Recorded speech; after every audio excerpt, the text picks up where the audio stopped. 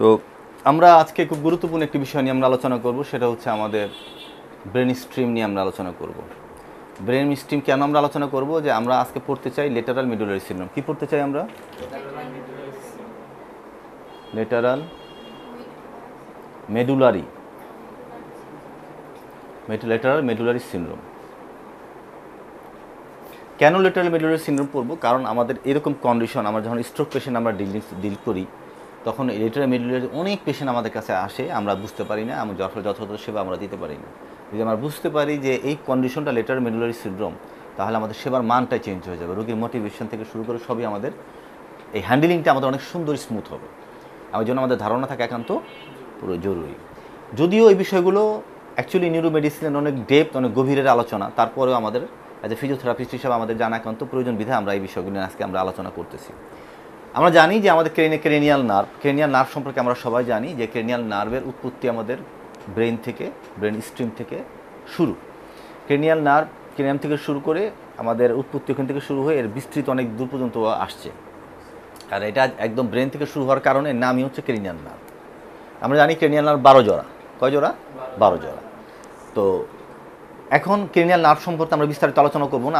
যেহেতু আমাদের আলোচ্য বিষয় লেটারাল মেডুলারি সিনড্রোম, তাই লেটারাল মেডুলারি সিনড্রোম বুঝতে চাইলে আমাদের ব্রেন স্ট্রিম সম্পর্কে আমাদের ধারণা নিতে হবে। ব্রেন স্ট্রিম কাকে বলে? ব্রেন স্ট্রিম বলছে আমাদের mid brain, ponds, medulla oblongata, এই তিনটাকে একসাথে ব্রেন স্ট্রিম বলে। স্ট্রিম মানে গোড়া। তাহলে ব্রেন যদি এটা হয়, তাহলে এর গোড়া যে আছে, যে গোড়াটা কোথায়? গোড়াটা এই জায়গায়। আমরা জানি এখান থেকে আমাদের স্পাইনাল কর্ড শুরু, তার এই উপরেই ব্রেন স্ট্রিম। এখানেই তিনটা জিনিস আছে, একটা মানে একটা আঙুল পর্যন্ত এই এতটুকুই আছে, এতটুকু জায়গা, যেটার নাম হলো ব্রেন স্ট্রিম। এখানে কী কী আছে আমরা জানি, এখানে কী কী আছে? Mid brain, ponds, medulla oblongata, এই তিনটা জিনিস এখানে আছে। এবং এটা নিচেই যখন আবার নেমে আসে, তখন কী হয়? এটা স্পাইনাল কর্ড হিসাবে আমরা চিনি বা জানি। তাহলে এখন এই mid brain, ponds, medulla oblongata, এটা যদি বুঝতে চাই, তাহলে প্রথমে আমাদের বোঝা উচিত, আমরা তার আগে একটা তো বলে নিই যে এই ব্রেন স্ট্রিমের, যদি আমরা এটাকে mid brain, ponds, medulla oblongata, তাহলে এই চতুর্পাশে কী আছে? আমাদের সেরিবেলাম আছে। কি আছে? আমাদের সেরিবেলাম আছে। কি আছে? সেরিবেলাম আমাদের এই মেডুলা অবলাঙ্গাটা চতুর্পাশে কী করছে? এটাকে লাগানো আছে, ঠিক আছে? এখন এই সেরিবেলামের সামনের অংশটা, যেটা আমরা বললাম যে পন্স, মেডুলা, আমরা দেখব, পিছনের অংশ কার সাথে জড়িত? ফোর্থ ভেন্ট্রিকেলের সাথে জড়িত। কার সাথে? ফোর্থ ভেন্ট্রিকেলের সাথে জড়িত।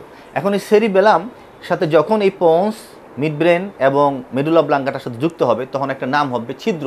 সেই ছিদ্রটার আমরা কী হিসেবে চিনি? পিডাঙ্কেল হিসেবে চিনি। কী চিনি? পিডাঙ্কেল। সুপুরিয়র মিড ব্রেনের সাথে যুক্ত, মিডল পন্সের সাথে যুক্ত, আর ইনফেরিয়রলি মেডুলা অবলাঙ্গাটার সাথে যুক্ত। ব্যাপারটা এরকম, যদি আমাদের মিড ব্রেন এটা হয়, এটা যদি পন্স হয়, আর এটা মেডুলা অবলাঙ্গাটা হয়, তাহলে সুপুরিয়র পিডাঙ্কেল কার সাথে যুক্ত? সেরিবেলামের সাথে যুক্ত। আর মিডল পিডাঙ্কেল কার সাথে যুক্ত? পন্সের সাথে। আর ইনফেরিয়রটা কার সাথে যুক্ত? মেডুলা অবলাঙ্গাটার সাথে যুক্ত। এটা একটা বিষয়। এখন আমরা পড়ব মিড ব্রেন, পন্স আর মেডুলা, এই দুটো সম্পর্কে আমরা একটা ধারণা নিব। পন্স, আমরা এটা যদি পন্স আঁকি, হ্যাঁ, আর এটা যদি আমরা ধরি মেডুলা অবলাঙ্গাটা, তাহলে মেডুলা অবলাঙ্গাটার মাঝখানে একটা সালকাস থাকে, যার নাম হলো অ্যান্টেরিয়র মিডিয়ান সালকাস। কি নাম? Anterior median sulcus. এই অ্যান্টেরিয়র মিডিয়ান সালকাসের পর একটা উঁচা জায়গা আছে, যার নাম হলো পিরামিড। কি নাম?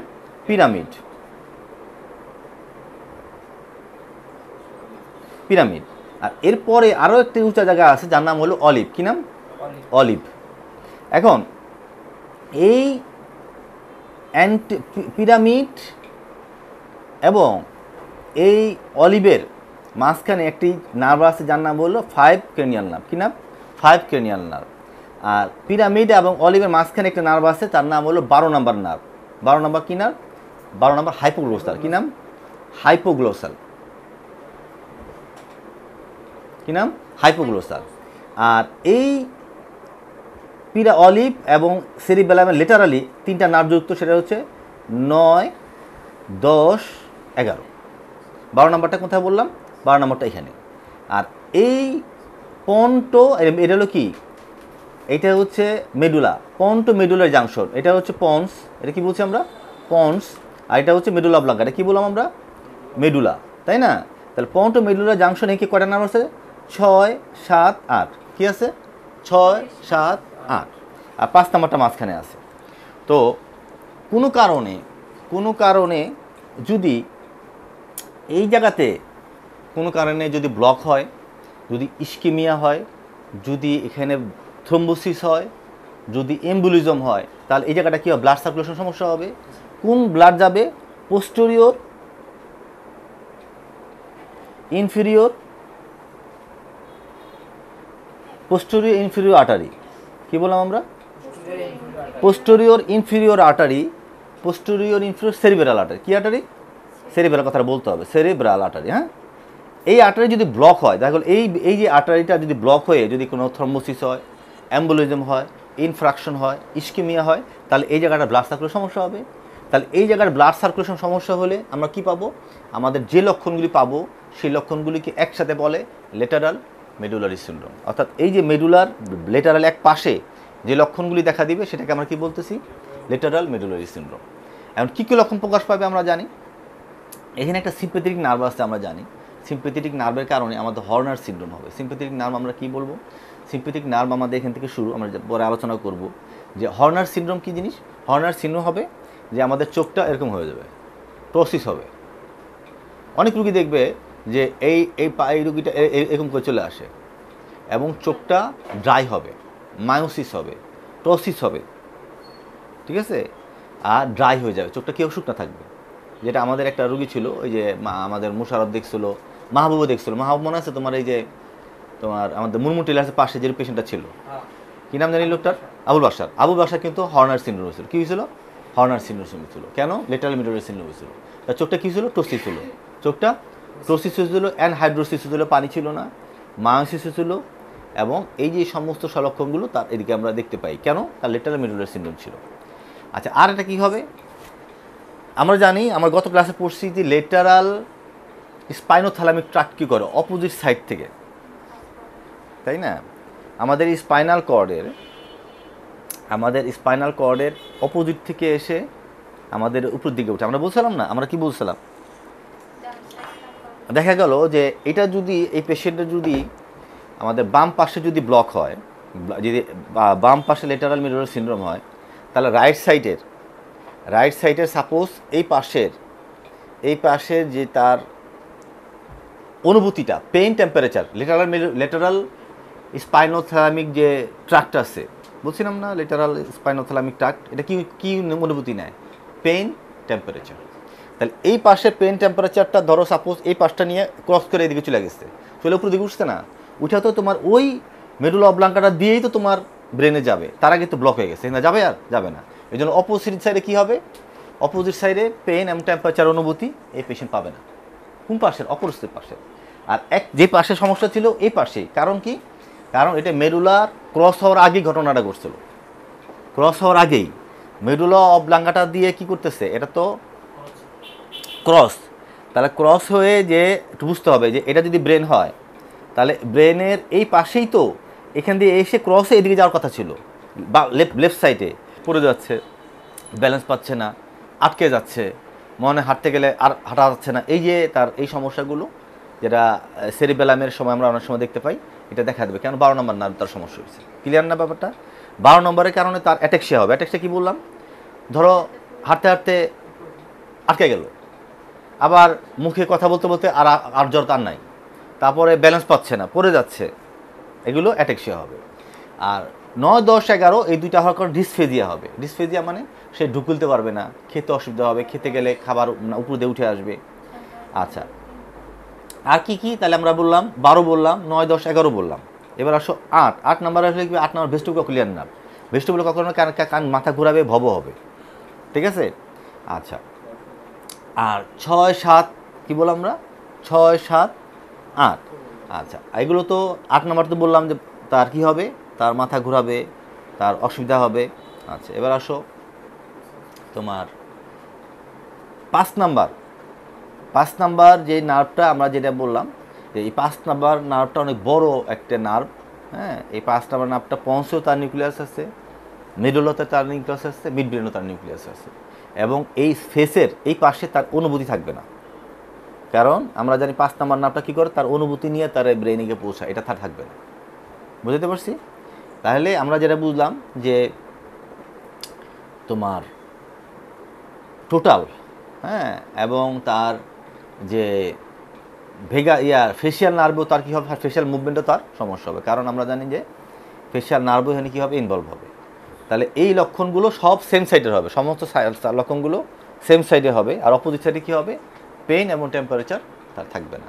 তাহলে দেখো, একটা পেশেন্ট যদি আমাদের কাছে আসে, সেই পেশেন্টটা যদি চোখটা এরকম থাকে, হ্যাঁ, আর মুখটা যদি এরকম টান টান থাকে, এবং সেই রোগী যদি খেতে অসুবিধা হয়, এবং এই পেশেন্টটা যদি তার অ্যাটেক্সিয়া দেখা দেয়, এবং অপোজিট সাইডে যদি তার পেন আর টেম্পারেচার যদি না পাই আমরা, তাহলে আমরা তাকে কী বলবো, লেটারাল মেরুলার সিনড্রোম।